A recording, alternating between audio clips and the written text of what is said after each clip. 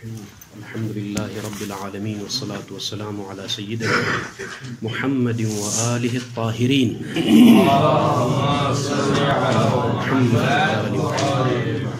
اللهم وفقنا وجميع المشتغلين خصوصا الحاضرين بحق أمير المؤمنين.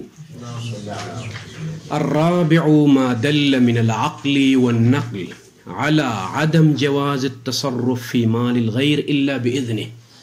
هذا هو الدليل الأخير على بطلان بيع الفضولي عند من يقول بالبطلان. دلیل عقلی. طبعا عقل دلالت کرے اگر جو ہے بطلان پر، تو پھر جو ہے اگر نقل کی جو روایات ہیں پھر وہ روایات ارشادی ہے الی ما حکم به العقل. تو فرماتے ہیں کہ علی عدم جواز التصرف فی مال الغیر الا باذن الغیر، غیر کے اذن سے آپ تصرف کر سکتے ہیں. کیوں بھائی؟ آپ کہیں کیا مشکل ہے بے فضولی میں؟ بے فضولی میں تو ماشاءاللہ سے اذن تو ہے بات میں، اجازت تو ہے بات میں.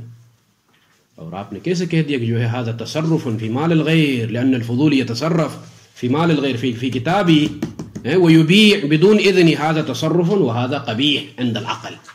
التصرف في مال الغير بدون اذن قبیح عند العقل وهذا القبیح حرام. تو میں کہوں گا کہ جو ہے نہیں ٹھیک ہے، اس حد تک میں تسلیم کرتا ہوں، لیکن کس نے کہا کہ فضولی میں رضا نہیں ہوتی ہے؟ بس فرق اتنا ہے کہ رضا بعد میں آ رہی ہے. تو کیسے قبیح قرار پا گیا یہ تصرف؟ کہتے ہیں کہ فإن الرضا، یہ جواب ہے، فإن الرضا اللاحق لا ينفع في رفع القبح الثابت حال التصرف. جب فضولی ایک مہینہ پہلے میری بکری کو جو فروخت کر رہا تھا تو وہ اس وقت میری رضا نہیں تھی، ایک مہینہ بعد رضا آ گئی ہے. تو وہ جو تصرف قبیح قرار پایا ایک مہینہ پہلے، ایک مہینہ بعد جو رضا ملحق ہو رہی اس کے ساتھ، هذا الرضا لا يقلب ذاك القبیح الى الحسن. بات واضح ہو گئی؟ کیوں بھائی؟ لا ينفع في رفع القبح الثابت حال التصرف. لماذا؟ ایک قاعدہ عقلی کا تذکرہ ہوگا، یہاں ذکر ہوگا، پھر آئندہ پھر کئی مباحث میں. الشيء ان الشيء لا ينقلب عما وقع عليه. شيء جس حالت پر وقوع پذیر ہوئی ہو اس سے دوبارہ منقلب نہیں ہوتی. فإذا صدر الفعل قبيحا لا ينقلب هذا القبح الى الحسن، الى الحسن. ٹھیک ہے، اس قاعدے کی بنا پر بات کرتے ہیں. خوب. ففي التوقيع المروي، یہ تو دلیل عقل ہو گئی، التصرف في مال الغير بدون اذن قبيح عند العقل. اما الرواية يقول في الاحتجاج لا يجوز لأحد أن يتصرف في مال غيره إلا بإذنه، فهذا حكم الشرع إرشاد إلى ما حكم به العقل بأن التصرف في مال الغير قبيح. خلاص اب آ جائیں. ولا ريب أن بيع مال الغير تصرف فيه في مال الغير عرفا. خود بیع، بعت مال فلان کہنا، هذا تصرف. عرف کہتا ہے کہ یہ تصرف ہے. ممکن ہے عقلاً دقت میں جو ہے تصرف نہ ہو. بھئی جو ہے الفاظ کی ادائیگی کسی مال کے بارے میں کوئی عقد انشاء ممکن ہے، ليس هذا تصرف، لا يعد تصرف عقلی، ولكن عرف يقول هذا تصرف، هذا تصرف. عرف کہتا ہے کہ یہ تصرف ہے بھئی عقد کرنا کسی مال پر. یہاں تک کہ ترجمہ لفظی ہے، لیکن اس کو منطقی شکل میں بیان کریں کہ جو ہے صغرا کیا ہے، کبرا کیا ہے، نتیجہ کیا ہے. صغرا یہ ہے بیع مال الغیر تصرف، ٹھیک ہے کہ نہیں؟ بیع مال الغیر یعنی کیا مطلب؟ عقد الفضولی علی مال الغیر تصرف ہے یا نہیں؟ تصرف یہ صغرا ہے. والتصرف فی مال الغیر بدون اذنہ قبیح عقلا ونقلا. فبیع الفضولی قبیح عقلا ونقلا. بات واضح ہو گئی؟ صغرا کس طرح؟ یہ بیع مال الغیر تصرف، یہ تصرف ہونا صغرا ہے. وکل تصرف بهذه الصورة حرام عقلا ونقلا. یہ کبرا کلی ہونا چاہیے نا. تصرف الفضولی، دوبارہ تعبیر استعمال کریں، تصرف الفضولی بصورت العقد، عقد کی صورت میں جو تصرف، هذا تصرف عرفا. عقد الفضولی تصرف عرفا. وكل تصرف بدون اذن المالك يعد قبيحا، قبيحا عقلا وحرام شرعا. يعني قبح عقلي يعني حرمه. فعقد الفضولی قبیح عقلا و شرعا. بات واضح ہو گئی. یہ علمی تصویر ہے اس کی. اب آ جائے جواب میں. شیخ انصاری کبھی صغرا کو ماریں گے کبھی کبرا کو ماریں گے, یہ ذہن میں رکھنا, ٹھیک ہے. استدلال میں ضرب شیخ الانصاری الصغرا, تعبیر سید استاد کی کیا ہے, احیانا یضرب الصغرا و احیانا یضرب الکبرا. اگر کہیں صغرا کو مار دے, قتل کر دے, ختم, برہان دلیل کی مر جاتی ہے, ٹھیک ہے نہیں. اسی طرح کبھی اگر کبرا میں خدشہ کرے, کلیت کبرا کو مار دے تو ختم, برہان منطقی. ینتہی بات. والجواب ان العقد, ایک جواب نہیں ماشاءاللہ سے 5-6 جوابات, بلکہ 5 جوابات شیخ انصاری کی طرف سے. والجواب ان العقد فی علی مال الغیر متوقعا لإجازة الغیر غیر قاصد لترتیب الآثار علیہا لیس تصرفا فیہ. هذا ضرب الصغرى. اس کو کیا نام دے دیں گے آپ؟ ضرب الصغرى. ہم نے کیا کہا تھا؟ عقد الفضولی تصرفا عرفا. شیخ کیا کہتے ہیں؟ لیس تصرفا. کیا تصرف نہیں ہے بھائی؟ اس لیے کہ العقد علی مال الغیر, جیسا کہ فضولی کر رہا ہے نا مال غیر پر, لیکن کس توقع کے ساتھ؟ متوقعا لإجازة الغیر. اس توقع کے ساتھ کہ انشاءاللہ بعد میں ملوں گا مالک سے, ٹھیک. حال آن کی غیر قاصد لترتیب الآثار, اور یہ بھی قصد اس کا نہیں ہے کہ ابھی ہی فعلاً میں آثار مترتب کروں, نقل و انتقال, ملک و تملیک, علیہا علی العقد. لیکن عقد کی طرف ضمیر مؤنث پلٹ رہی ہے. کیا ہونا چاہیے؟ عقد سے مراد صیغہ, علیہا علی الصیغہ. صیغہ کہاں سے؟ اسی عقد سے, ٹھیک ہے. ان العقد علی مال الغیر بهذه الصورة ليس تصرفا فيه في مال الغیر ایها المستدل. بات تمام ہو گئی. اس جواب کے ذریعے سے صغرا میں خدشہ کیا شیخ نے. اس کے بعد آگے بڑھیے. نعم, ہاں, استدراک. لو فرض, ہاں, ایک صورت میں یہ صغرا مسلم ہے. وہ کس طرح سے؟ لو فرض کون العقد علتا تامتا, ہاں, متوقعا للاجازہ کہا تھا نا اوپر. شیخ نے بھی کیا کہا تھا جواب میں؟ متوقعا لاجازت الغیر. یعنی کہنا یہ چاہ رہا کہ لوگوں میں اس عقد پر آثار مترتب نہیں کر رہا ہوں, تنہا عقد علت تام نہیں ہے, جب تک اجازت نہ آئے تب تک اثر مترتب نہیں ہوگا. ٹھیک ہے, اس حالت میں آپ کی بات درست ہے. یعنی کیا مطلب؟ تصرف شمار نہیں ہوگا, قبو لازم سامنے نہیں آئے گی. لیکن اگر فضولی یہ کہتے کہ هذا العقد تام ما اريد اجازت المالک, مجھے کوئی اجازت کی ضرورت نہیں ہے, ختم. یہی عقد فضولی ہی سبب تام ہے ترتیب آثار کے لیے. اگر یہ کہہ دیں تو وَلَوْ فُرِضَ كَوْنُ الْعَقْدِ عِلَّةً تَامَّةً وَلَوْ عُرْفًا, علت تام اگرچہ عقلی طور پر نہ ہو, عرفی ہی کیوں نہ ہو, لحصول الاثار, آثار حاصل ہونے کے لیے. کما, جیسا کہ کہاں کا مورد بیان کرے جہاں عقد جو ہے سبب تام ہوتی ہے. کما فی بیع المالک, جیسا کہ مالک خود اگر کتاب کو فروخت کرے, هذا العقد تام, سبب تام لنقل الكتاب الى الغیر. اسی طرح سے او الغاصب المستقل, او الغاصب المستقل, جب غاصب خود جب فروخت کرتا ہے تو کس نیت سے فروخت کرتا ہے؟ متوقعا لاجازت المالک, لا يعتبر نفسه مالک, يعتقد نفسه مالکا, ختم, مجھے اجازت کی ضرورت نہیں ہے. تو ان موارد میں جیسا کہ عقد خود تام ہوتی ہے آثار کے لیے, اگر یہ قصد کرے فضولی بھی اگر اس طرح سے کرے معاملہ, علیکم السلام, تو اب آ جائیے. کان حکم العقد, عقد کا حکم ہوگا, عقد کا حکم ہوگا, کیا ہوگا؟ یہ جواز و منعن کو چھوڑیے. کان حکم العقد حکم معلولی, یہ حکم معلولی خبر ہے کانے کے لیے, ٹھیک ہے. المترتب علیہ, عقد کا حکم ہوگا جائز ہونے کے اعتبار سے یا منع اور حرام ہونے کے اعتبار سے. کیا حکم ہوگا اس عقد کا؟ اسی عقد کے معلول کا حکم ہوگا, جو معلول مترتب ہوتا ہے عقد کے اوپر. یہ ترجمہ لفظی واضح ہو گئی بات, میں مطلب بیان کر رہا ہوں. تو اگر فضولی ضمیر ٹھیک ہے نا, ختم. اب آ جائے مطلب کی طرف. اگر فضولی یہ قصد کرے کہ یہی عقد تام ہے، جس طریقے سے اگر خود مالک انجام دے دے تو بغیر متوقع اجازت فلان فلان کی بات نہیں آتی ہے. اسی طرح یہ فضولی بھی اس طرح سے میری کتاب کو لے جا کے فروخت کرے سوق ہویش میں. تو عقد الفضولی حکمہ من حیث الجواز، جائز ہونے کے اعتبار سے، ومنعا جائز نہ ہونے کے اعتبار سے. اس عقد کا حکم کیا ہے؟ اسی عقد کا جو معلول ہوتا ہے. وہ معلول کیا ہے بھائی؟ ملکیت، ملکیت حاصل ہونا یا نہ ہونا، نقل و انتقال، اثر. عقد کا اثر کیا ہوتا ہے؟ ملکیت، زوجیت، نکاح میں زوجیت ہے، نقل بیع و شراء میں ملکیت ہے.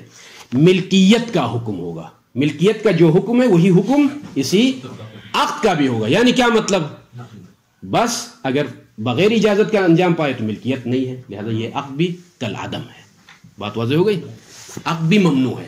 اگر جو ہے ملکیت کہیں حاصل ہوتی ہے، جیسے خود مالک انجام دیتا ہے یا اذن سے انجام دیتا کوئی، تو وہاں پر جواز ہے، یعنی ملکیت حاصل ہوتی ہے تو یہ عقد بھی قابل اعتبار ہے اور جز واقع ہو سکتی ہے. فاذن العقد هذا حرام او ليس بحرام. یہ حکم کہاں سے آئے گا اس کے اوپر؟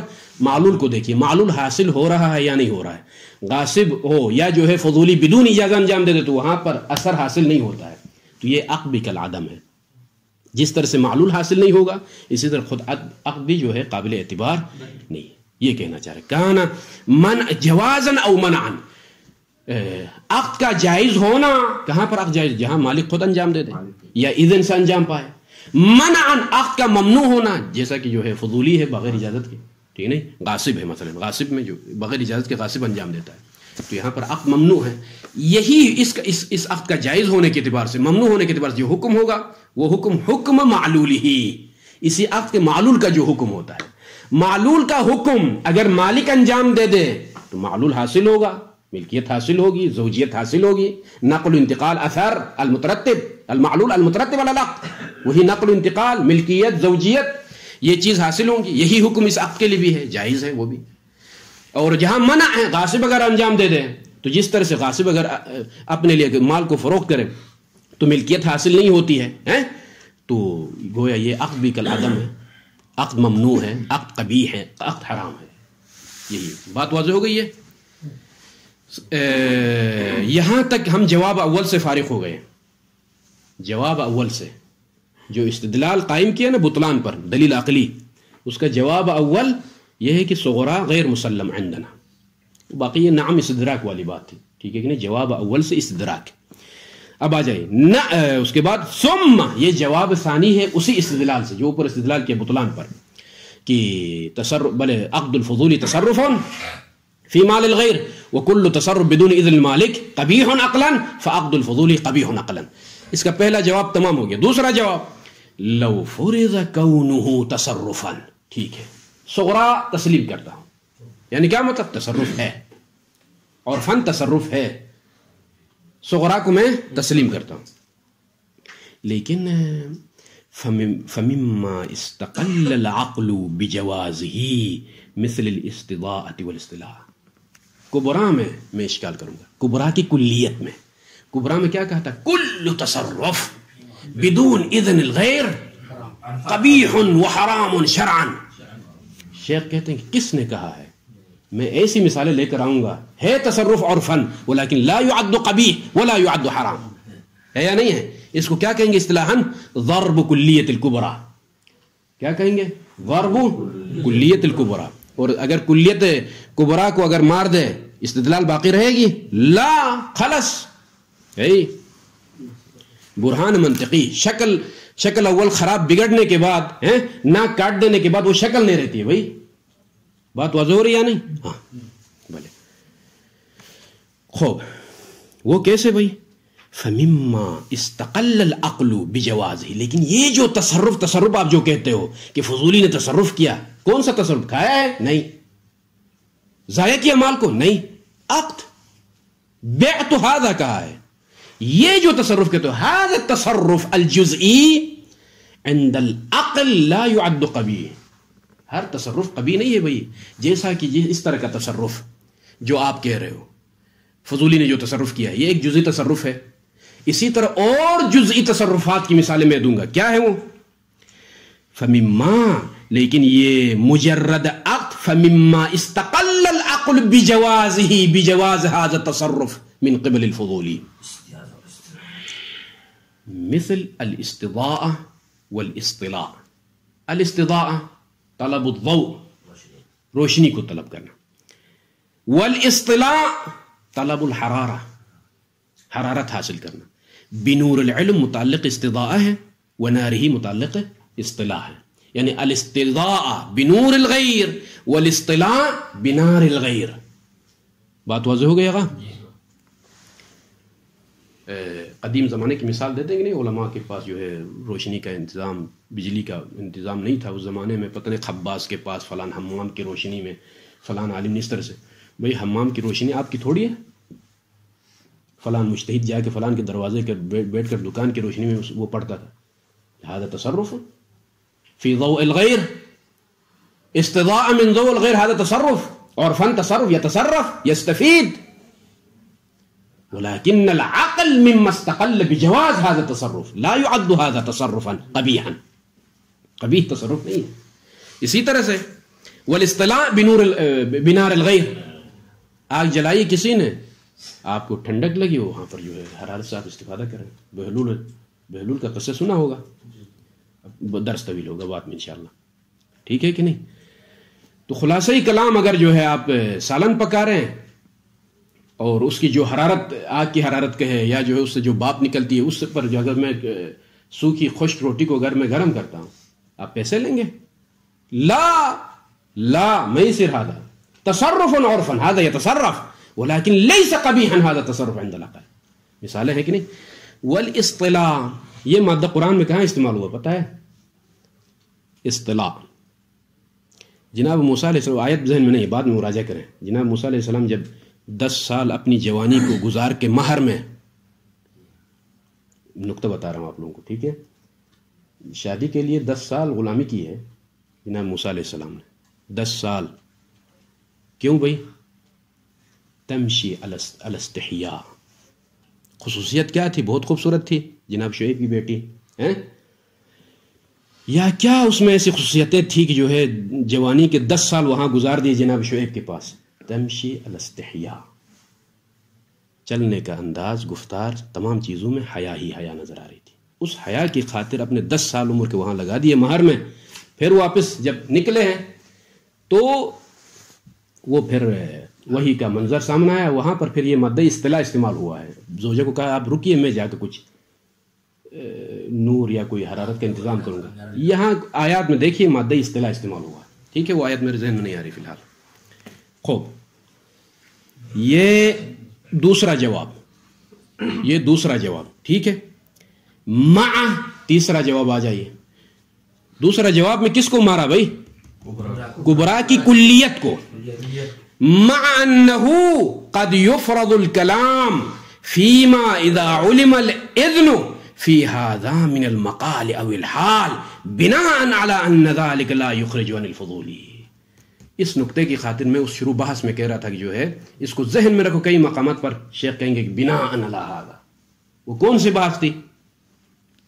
مشہور اور شیخ کے درمیان اختلاف کس بات پر تھا؟ فضولی کے ہونے میں یا فضولی نہ ہونے میں. اگر فضولی کو معلوم ہو جائے کہ مالک قلباً راضی ہے، اذن صریح نہیں ہے، اذن فحوا نہیں ہے، لیکن قلباً راضی ہے، اور تو آیا هذا الفرد فضولی او لیس بفضولی؟ مشہور نے کیا کہا؟ علم الفضولی برضا المالک لا يخرج الفضولی عن الفضولیہ. لا يخرج الفضولی، مشہور نے یہ کہا. بلکہ کب فضولی ہونے سے خارج ہوگا؟ اذنتو، اظہار کرے تب جو ہے کہا گا هذا ليس فضولیہ. اور شیخ اعظم نے کہا وفی نفسی شیء، کیا لولا الاجماع، اس بات پر اجماع نہ ہوتا تو میں یہ کہنے والا تھا علم الفضولی یخرج الفضولی عن الفضولیہ فلا يحتاج الى اجازہ لاحقہ.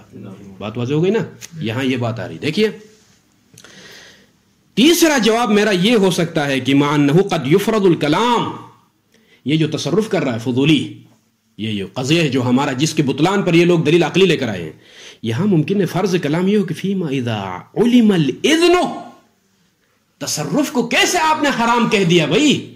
ایھا المستدل، هذا تصرف، والتصرف حرام کہا نا. کبرا میں کیا کہا؟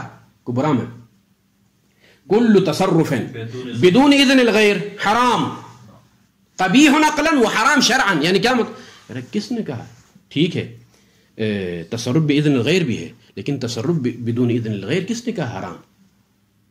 ممکن ہے جو ہے اذن غیر ہو، اذن غیر ہو لیکن اذن صریح نہیں. کس طرح سے؟ اذا علم الاذن فی هذا، اس مورد میں من المقال او الحال، قرینہ مقالیہ یعنی لفظیہ او قرینہ حالیہ یا معنویہ جو بھی کہیں. ممکن ہے کسی قرینے سے فضولی سمجھ گیا ہو کہ قلباً مالک راضی ہے، تو جب راضی ہے تو کس نے کہا کہ جو ہے کل تصرف حرام بدون اذن؟ جو آپ نے کہا کہ کل تصرف بدون اذن الغیر، میں کہوں گا مع اذن الغیر تصرف ہے. شیخ یہ کہنا چاہ رہے کبرا جو آپ نے بنایا ہے، اسی کبرا میں ہی بات چل رہی ہے. کبرا کس طرح سے؟ کل تصرف بدون اذن الغیر کا، میں کہوں گا مع اذن الغیر. ممکن ان الفضولی یدری بان المالک عنده طیب النفس بقرینۃ او باخرى، کسی بھی راستے سے اس کو معلوم، تو اس بنا پر ممکن ہے یہ فضولی ہے لیکن حرام نہیں ہے. لیکن یہ بات بناء میری رائے کے مطابق نہیں. انتم المشہور، انتم هكذا تقولون بناء على ان ذلك یہ علم الفضولی بالاذن هذا ان ذلك لا يخرج الفضولی عن الفضولی. اس بنا پر عند المشہور علم الفضولی برضا المالک لا يخرج العقد الفضولی عن الفضولی. شیخ رمضان آپ نہیں تھے؟ يخرج الفضولی لا عند المصنف، عند المصنف يخرج لولا خالف المشهور هؤلاء. بلے مع ان تحریمہ. میں ادھر روک دیتا ہوں، ٹھیک ہے، درس کو وقت ہو گیا ہے. صلی اللہ علی محمد.